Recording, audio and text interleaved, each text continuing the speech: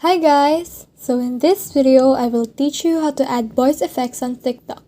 So the first thing you need to do is head over to the Play Store and search TikTok. Once you're there, make sure that your TikTok is on the latest version. If it's on the latest version, open it and you can proceed to add voice effects. So click the plus icon here on the bottom corner. You can choose to record your video or upload it. So here is the video that I chosen.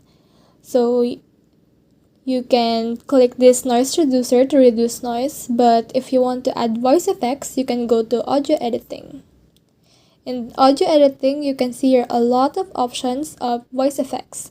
You can see here trickster, granny, chipmunk, baritone.